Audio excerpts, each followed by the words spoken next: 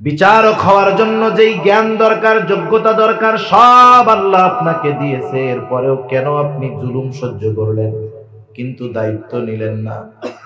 ইমাম আবু হানিফা বলেন, শোনো, আমি যেই দায়িত্ব নেই ওই দায়িত্বের ব্যাপারে আল্লাহ কিয়ামতে জিজ্ঞাসা করবে না। আমি যেই দায়িত্ব নেই নাই সেই দায়িত্বের ব্যাপারে আল্লাহ কিয়ামতে আমাকে জিজ্ঞাসা করবে না। কিন্তু ওই দায়িত্ব নেওয়ার পরে যদি আমার দ্বারা কোনো বিচার হয়ে যাইত, কিয়ামতের দিন আল্লাহর সামনে অপরাধীর কাঠগড়ায় দাঁড়ানো লাগতো। ইমাম আবু হানিফার ওই হাদিস ভালো মতো জানা আছে, আবু দাউদের হাদিস। নবীজি বলেন, আমাদের কাউকে যখন কোনো দায়িত্ব দেওয়া হয়, ওই দায়িত্বের সে যদি সুচ পরিমাণ খেয়ানত করে, সুচ পরিমাণ, নবীজি বলেন কিয়ামতের দিন তাকে খেয়ানতের বোঝা নিয়ে আল্লাহর সামনে উপস্থিত হতে হবে। সেই জন্য যে কোনো দায়িত্বের ব্যাপারে সচেতন থাকার দরকার, কারণ দায়িত্ব আমানত, সাথে সাথে শরীয়তের বিধি বিধান আমানত।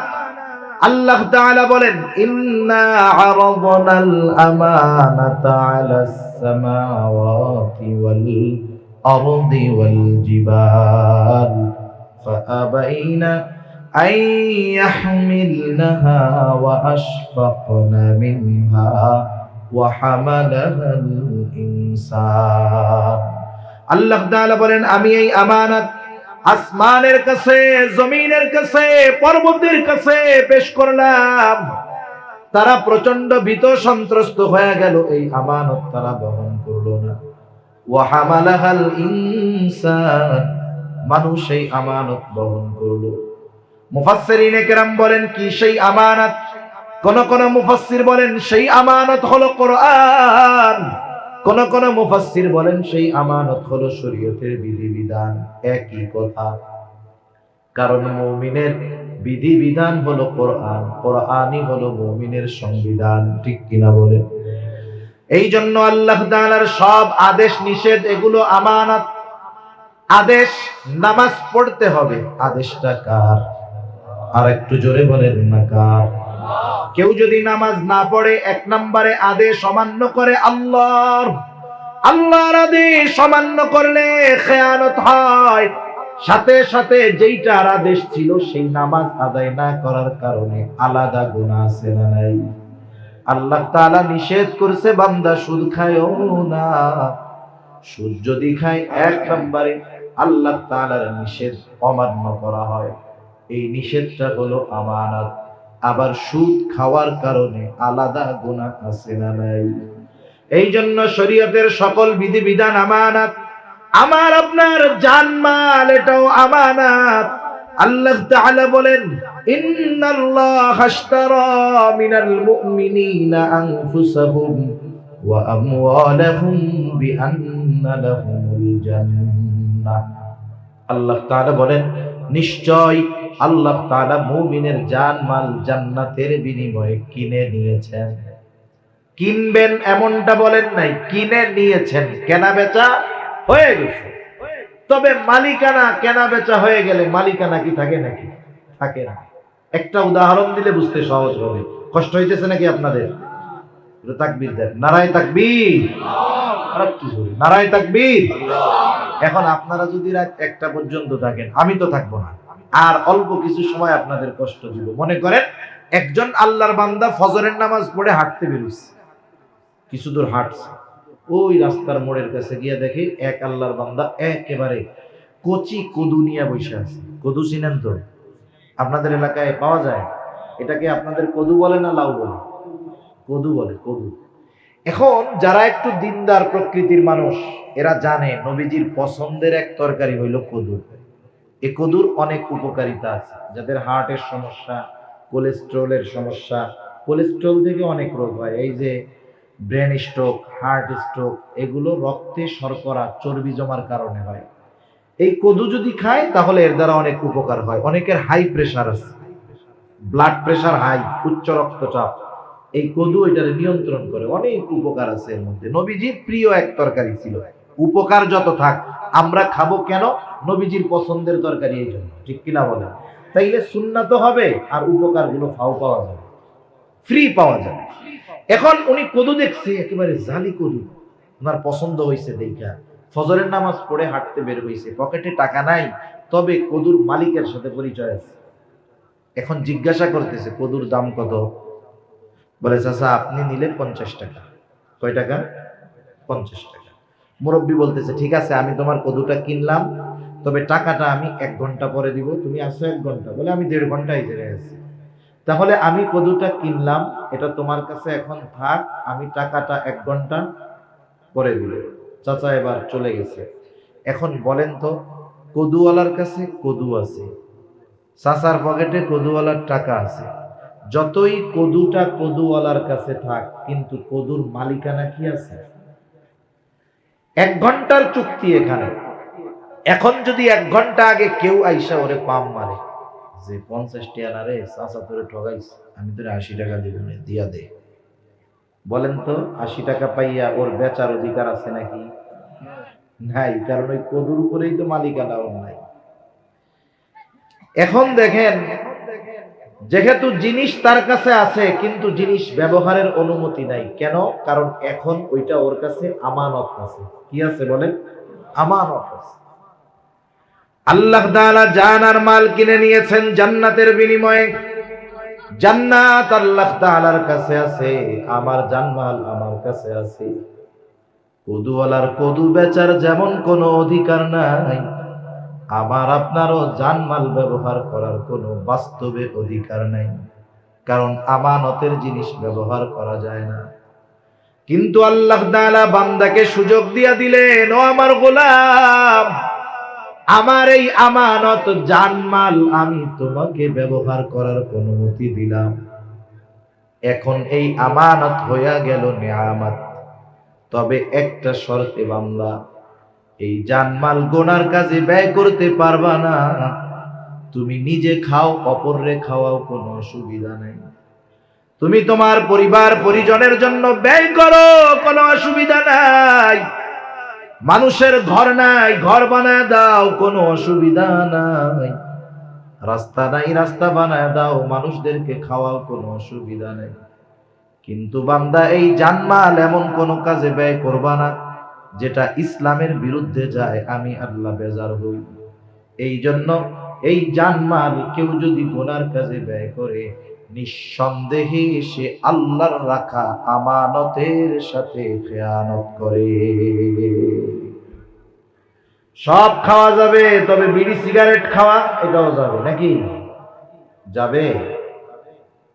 বলে না যাবে, খাওয়া যাবে না। কারণ জান টাকা, মাল টাকা। আমরা কত খারাপ লোক, আমরা আল্লাহর দেওয়া মাল দিয়া আল্লাহর দেওয়া জানের ক্ষতি করি। বিড়ি সিগারেট খেলে উপকার হয় নাকি, না ক্ষতি হয়? বিড়ি সিগারেট, আমাদের দেশে যত খাবার আছে, জুস আছে না, জুস প্যাকেটে লেখা থাকে 100% আমের জুস, কিন্তু খোঁজ নিয়ে দেখেন ওর মধ্যে 5% আম নাই, 90% মিষ্টি পচা কুমড়া, কিন্তু লেখছে কি 100% আমের জুস। অধিকাংশ প্যাকেটজাত যেই খাবার আছে ওর গায়ে যে উপকারের কথা বা লেখা থাকে, এগুলো সব মিথ্যা কথা। একটা জিনিসের প্যাকেটে খালি সত্য কথা লেখা থাকে, সেটা হলো সিগারেটের প্যাকেট। এই জায়গায় সত্যই মিথ্যা কথা লেখে না, একবারে সত্য কথা লেখে। মনে করেন এক সিগারেটের দাম ছিল 2 টাকা, প্যাকেটের গায়ে লেখা কি ধূমপান স্বাস্থ্যের জন্য ক্ষতিকর। এখন সরকারের কিন্তু মনিটরিং সেল আছে, সারা দেশের মধ্যে খোঁজ খবর রাখে কোন জিনিসের বেচা কেনা বেশি হয়। দেখে মানুষজন ভাত চাল ডাল তরকারি না খাইলেও বিড়ি সিগারেট মাশাআল্লাহ খুব ভালো মতো খায়। সরকার এখন ওইটার উপরে ট্যাক্স বাড়ায় দিবে, ফ্যাক্টরি কোম্পানির উপরে ট্যাক্স দিবে। কোম্পানি তো আর বাপের বাড়ি থেকে দিবে না, পাবলিকের পকেট থেকে নিয়ে দিবে। এখন মনে করেন একই জিনিসের কোয়ালিটি এক, উপকার এক, যদি মার্কেটে দাম বাড়ায় দেয়, আপনারা জিজ্ঞাসা করবেন না যে মিয়া দাম বাড়াইলা তাইলে এর পরিমাণ বাড়বে নাইলে এর উপকার বাড়বে, ঠিক কিনা বলেন? এখন ওরাও চিন্তা করছে ধূমপান স্বাস্থ্যের জন্য ক্ষতিকর 2 টাকা, এখন যদি দাম বাড়াই, ফজিলত তো বাড়ায় লিখতে হবে। এবার লেখছে ধূমপান ফুসফুসে ক্যান্সার হয়, দাম দিছে 6 টাকা। ওরা চিন্তা করছে মানুষ খায় না, না খায় আল্লাহ জানে। এবার তাকায় দেখে আগের চাইতে এখন আরো মানুষ বেশি করে কিনে খেতেছে। এটা ওই যে সরকারের মনিটরিং সেল দেখে যে আরে এটা তো বেচা কেনা বাড়ছে, আবার ট্যাক্স লাগা। এইবার লেখছে 10 টাকা না 12 টাকা দাম, লেখছে ধূমপানে ক্যান্সার হয়। ফজিলত বাড়তেছে না কমতেছে? দামও বাড়তেছে, ফজিলতও বাড়তেছে। দেখে ওই 6 টাকার জিনিস, ওই সিগারেট এখন 10 টাকা দিয়ে প্রতিযোগিতা দিয়ে খাইতেছে। সরকার আবার দাম বাড়াইছে। ওরা চিন্তা করে কি লিখবো বুঝি না, তো ক্যান্সারও লিখে ফেলাইলাম, এখন তো ফজিলত আর কি বাড়ানো যায়। এবার দেখবেন সিগারেটের প্যাকেটে লেখা আছে ধূমপান মৃত্যু ঘটায়, লেখা আছে না? লেখা আছে। যারা খায় এরা বুঝবে, যারা না খায় তারা দেখে থাকবে। স্পষ্ট লেখা, ধূমপান মৃত্যু ঘটায়। 2 টাকার জিনিস হয়েছে 18 টাকা। এখন যদি সরকার দাম বাড়ায়, কোম্পানি বিপদে পড়ে যাবে। এরপরে কি ক্ষতি লাগবে আমারে বলেন তো? মৃত্যু পর্যন্ত তো পৌঁছায় দিছে, এরপরে লাগবে যে ধূমপান জাহান্নামে নেয়, দাম দিবে 40 টাকা, পাবলিক জাহান্নামে যাওয়ার জন্য ওইটা 40 টাকা দিয়ে কিনে খাবে। মনে রাখবেন, কোন ব্যক্তি তার দেহের ক্ষতি নিজে করার অধিকার রাখে না, কারণ এই দেহের মালিককে। সেজন্য আল্লাহ রাব্বুল আলামিন বলেন, ওয়ালা তাকতুলু আনফুসাকুম, তুমি নিজেকে নিজে হত্যা কইরো না। এই জানমাল যদি কেউ এমন কাজে ব্যয় করে যাতে মালের ক্ষতি হয়, মালের অপচয় হয়, জানের ক্ষতি হয়, হিসাব আল্লাহর কাছে দিতে হবে। সেই জন্য জানমালটাও আমানত, সন্তান সন্ততিও আমানত, সাথে সাথে এই অঙ্গ প্রত্যঙ্গ গুলাও আমানত। অঙ্গ প্রত্যঙ্গের খেয়ানত কেমনে হয়? গুনাহ করলে অঙ্গ প্রত্যঙ্গের খেয়ানত হয়। 10-15 মিনিট কষ্ট হবে না তো? চোখ দিয়ে গুনাহ করলে চোখের খেয়ানত হয়, জবান দিয়ে বকা দিলে জবানের খেয়ানত হয়, হাত দিয়ে গুনাহ করলে হাতের খেয়ানত হয়, পা দিয়ে গুনাহ করলে পায়ের খেয়ানত হয়, অন্তর দিয়ে যদি কেউ পাপ চিন্তা করে অন্তরের খেয়ানত হয়। এই জন্য আল্লাহ তাআলাও বলেন, ইয়ালামু খাইনাতাল আয়ুন ওয়া মা তুফিস সুদূর। আল্লাহ তাআলা জানে তোমরা চোখের কি খেয়ানত করো, অন্তরের মধ্যে কোন জিনিসটা লুকায় রাখো, আল্লাহ তাআলা জানে। এই বিষয়গুলো যদি আমরা একটু স্মরণ রেখে আমলে পরিণত করতে পারি, বুকে হাত দিয়ে বলা যাবে, শপথ করে বলা যাবে, ওই মুমিনটা প্রকৃত আমানতদার মুমিন হয়ে যাবে। তাহলে আল্লাহ তাআলার আদেশ ছিল 2টা। 1 নাম্বার আমানতদার হও, 2 নাম্বার ওয়াইদা হাকামতুম বাইনান নাস আন তাহকুমু বিল আদল, তোমরা যখন মানুষের মধ্যে বিচার আচার করবা, ন্যায় বিচার করবা। আমাদের অঞ্চলগুলোতে গ্রাম্য সালিশ হয়, আপনাদের অঞ্চলে হয় নাকি?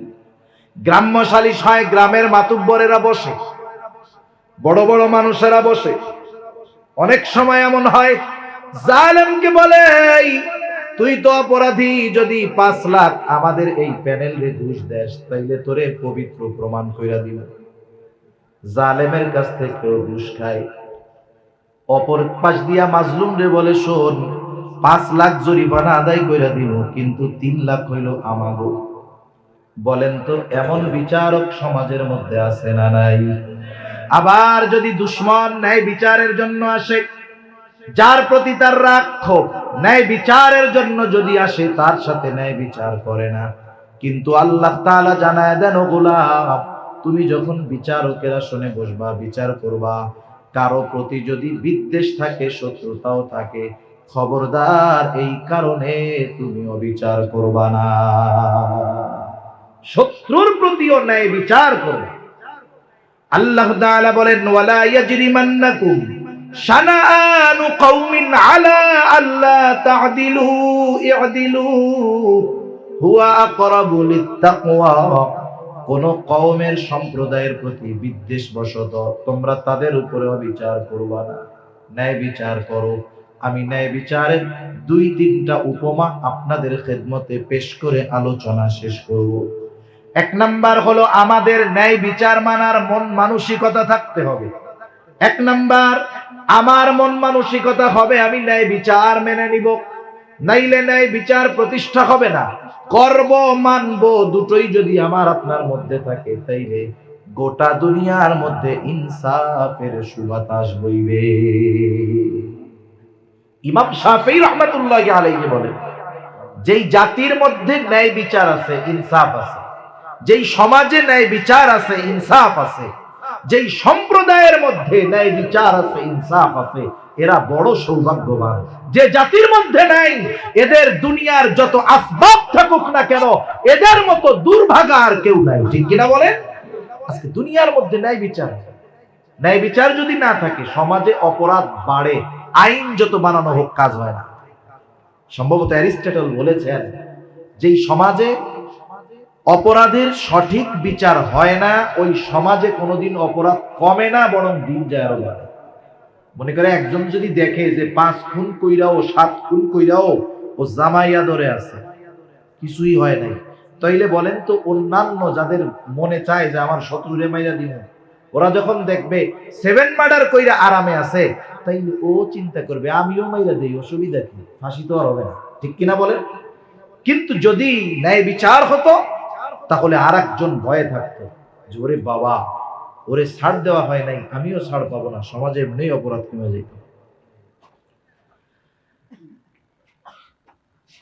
ওমর ইবনুল খাত্তাব রাদিয়াল্লাহু তাআলা আন তখন খলিফাতুল মুসলিমিন।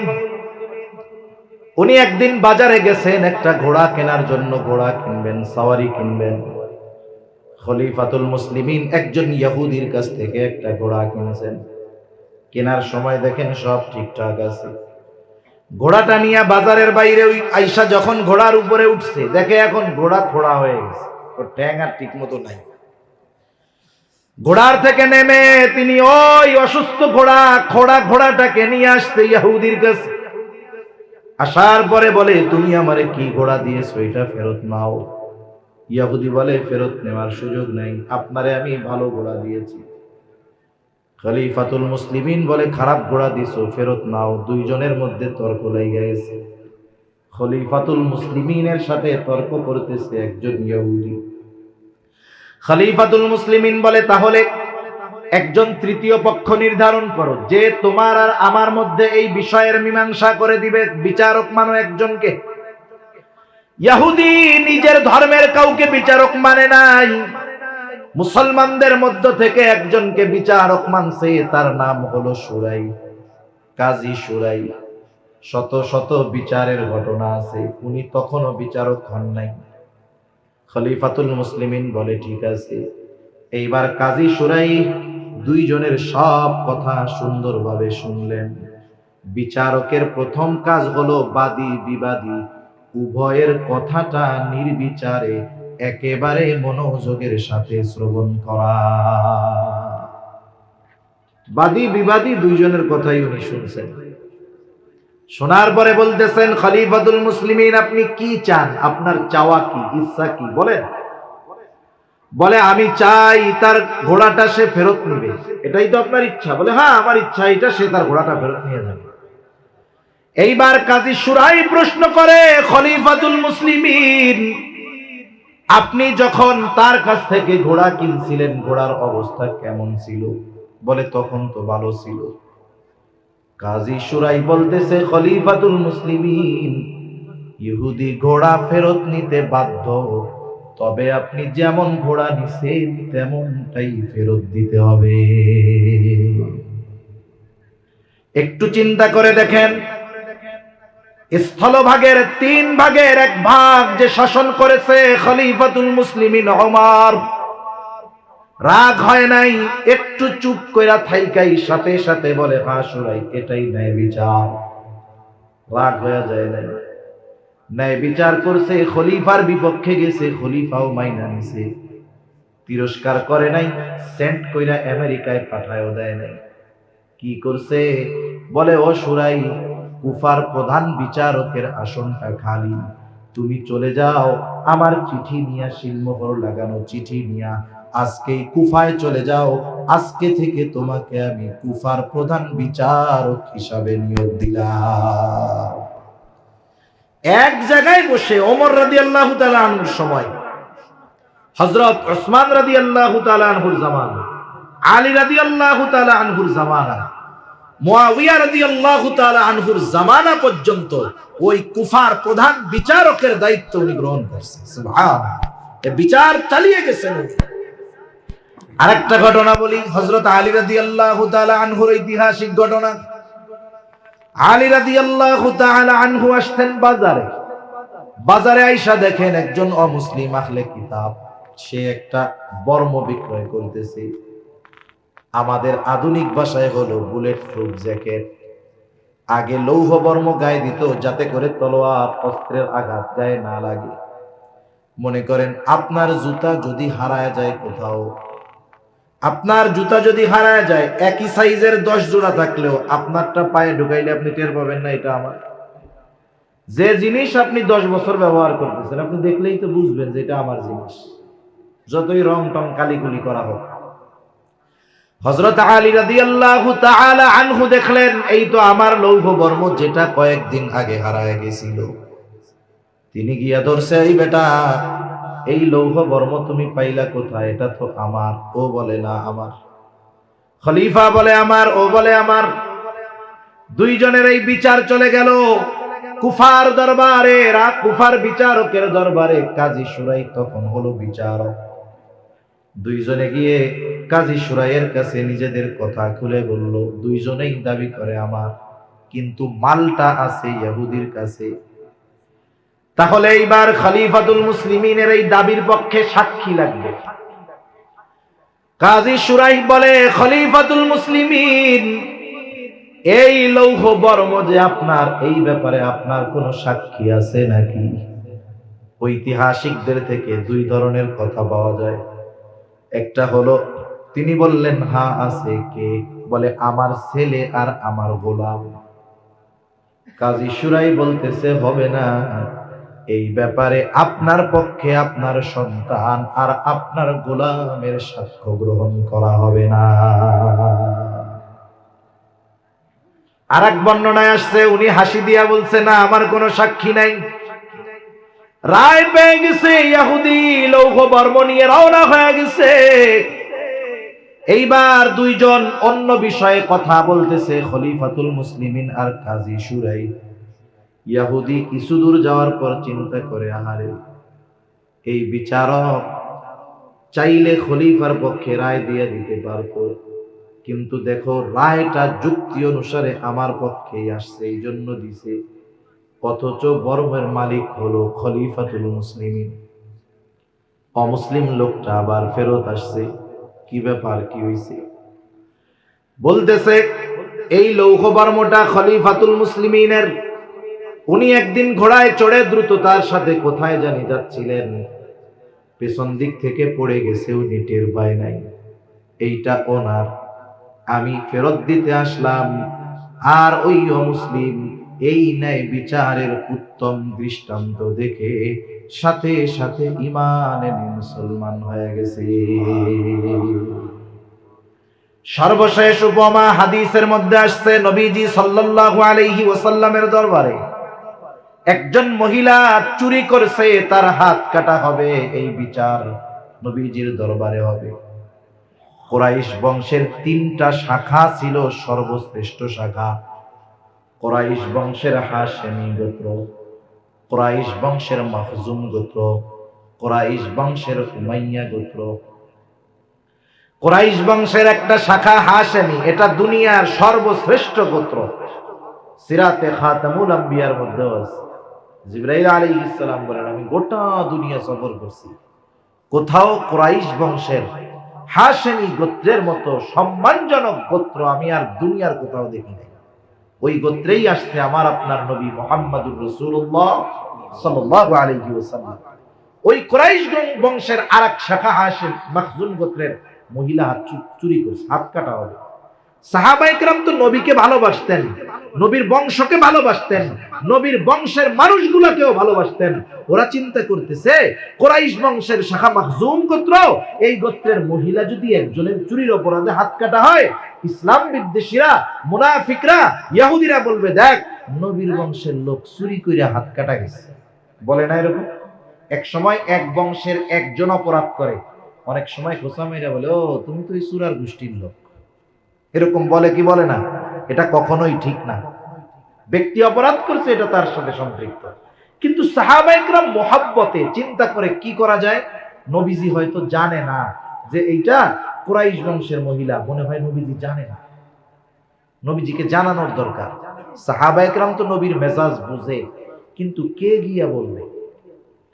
যায়েদ রাদিয়াল্লাহু তাআলা আনহুর ছোট ছেলে ওসামা, নবীজি তাকে অনেক আদর করে, স্নেহ করে। সকলে চিন্তা করলো ওসামারে বইলা দিই। ওসামাকে শিখায় দিছে, ও ওসামা, তুমি তোমার নানার কাছে গিয়া বলবা, নানা, যেই মহিলার হাত কাটা হবে সে মাখজুম গোত্রের মহিলা। ছোট মানুষ যা শিখায় দিছে গিয়া তাই বলছে। অনেক ছোট মানুষ, ওরা তো মিথ্যা কথা শিখে না, আমরা কিন্তু ওদের শিখাই। এখন ও মাদ্রাসায় যায় নাই, স্কুলে যায় নাই, এখন ভয় পাইতেছে, আম্মু আব্বু আমি গেলে আমারে হুজুর মারবে, স্যার মারবে। বাচ্চারে শিখাই যে তুই যাই বলবি যে আমার পেটে ব্যথা হয়েছিল, যা। এখন ছেলে গেছে, বলতেছে কি ব্যাপার তুমি আসো নাই কেন? বলে হুজুর আমার পেটে ব্যথা হয়েছিল। হুজুরও চালাক, তোমার যে পেটে ব্যথা হয়েছে কইছে কেডা? কয় আমার আম্মু বলছে আমার পেটে ব্যথা হয়েছে। আমরা এরকম ছোট ছোট বাচ্চাদের মিথ্যা কথা শিখাই অনেক সময়। সাহাবায়ে কেরাম শিখাইছে খবরটা নবীজির কাছে জানানোর জন্য, যে ইনি মাখজুম গোত্রের মহিলা। ছোট বাচ্চা যা বলছে নবীজির কাছে গিয়া তাই বলছে। নবীজি হুজরার ভিতরে ছিলেন, সাথে সাথে নবীজি বের হয়ে আসছেন, চেহারায় রাগান্বিত ভাব। নবীজি বলতেছে, তোমরা কি আমাকে এমন বিষয়ের জন্য সুপারিশ করতেছ যেই বিষয়ের শাস্তি কার্যকর করার আদেশ দিয়েছেন আল্লাহ? বর্ণনাকারী বলেন, এবার নবীজি একটা খুতবা দিলেন, বলতেছে, শোনো, তোমাদের পূর্বে আল্লাহ তাআলা অনেক কওমকে ধ্বংস করে দিয়েছে এই কারণে যে তাদের মধ্যে যখন কোন শরীফ বংশের মানুষ, উচ্চ বংশের মানুষ চুরির অপরাধে আটক হইত, তাকে নির্দ্বিধায় ছেড়ে দেওয়া হতো। ওই যে বংশীয় মানুষ শাস্তি দেওয়া হতো না, ছেড়ে দেওয়া হতো। আবার একই অপরাধে যদি কোনো দুর্বল মানুষকে আটক করা হতো, তাহলে ওই শাস্তি তার উপরে কার্যকর করা হতো। জামানাটাও এইরকম, যদি অপরাধী টাকাওয়ালা হয়, সম্পদওয়ালা হয়, সসম্মানে মুক্তি দিয়ে দেওয়া হয়। একই অপরাধ যদি দরিদ্র মানুষ করে, এই পিঁপড়া হত্যা অপরাধেও ফাঁসি দিয়ে দেওয়া হয়। ঠিক কিনা বলেন? গোটা দুনিয়ার অবস্থা এরকম।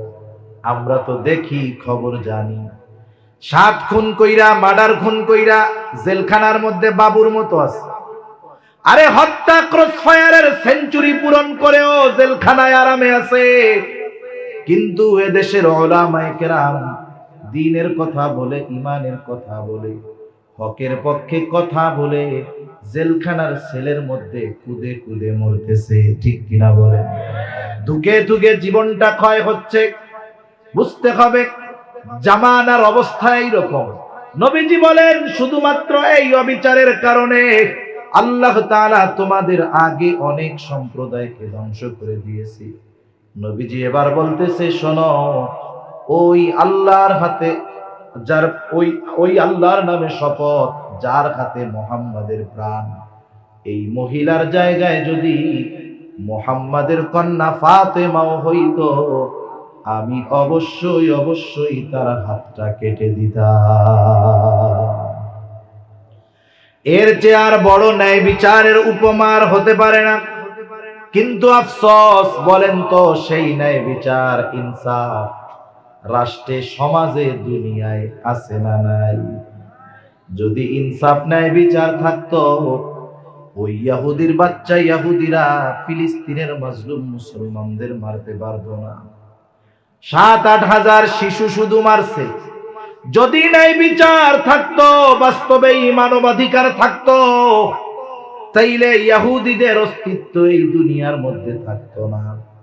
আফসোসের ব্যাপার, এই দুনিয়ায় ইনসাফ নাই, ন্যায় বিচার নাই, এই জন্য শান্তিও নাই।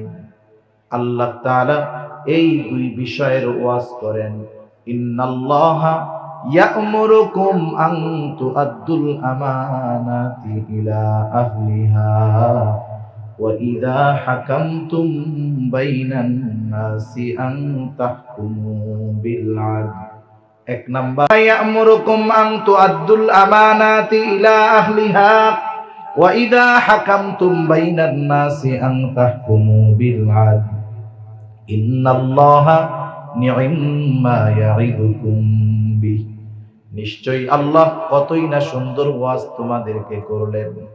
এই দুইটা ওয়াজে সুন্দর ওয়াজ বলছেন কে? এই দুই বিষয়ের আলোচনা আমরা শুনলাম। এখন যদি এই আলোচনাগুলো নিয়ে আগামীকাল আলোচনা করি, আমি হয়তো শুনবো না, কিন্তু শুনবেন কে? এই আলোচনা অনুযায়ী যদি আমল না করি, আমি কিন্তু দেখব না, দেখবে কে? কেমন যেন আল্লাহ বলে, ও বান্দা, এত সুন্দর দুইটা ওয়াজ করলাম, এই ওয়াজের ব্যাপারে কি বলা বলি করো, আমি আল্লাহ শুনি। আমল করো কি করো না, তাও আমি আল্লাহ দেখি। কেন শুনি, কেন দেখি? ইন্নাল্লাহা কানা সামিআন বাসীরা নিশ্চয়ই আল্লাহ তাআলা হলেন সর্বশ্রোতা, সর্বদ্রষ্টা। তিনি সব শুনেন, সব দেখেন। আল্লাহ তাআলা আমাদের সকলকে প্রকৃত আমানতদার ও ইনসাফগার হওয়ার তৌফিক দান করুন। সকলে বলি আমিন, আরো জোরে বলি আমিন। ওয়া আখিরু দাওয়ানা আলহামদুলিল্লাহি রাব্বিল আলামিন। আজকের এই মাহফিলের আয়োজক আমাদের সম্মানিত মেম্বার সাহেব, আপনি তো অসুস্থ ছিলেন না? দেখেন আসলে বাস্তবতা কি। কক্সবাজার, টেকনাফ, এই দক্ষিণ চট্টগ্রাম বিশেষ করে উলামায়ে কেরামের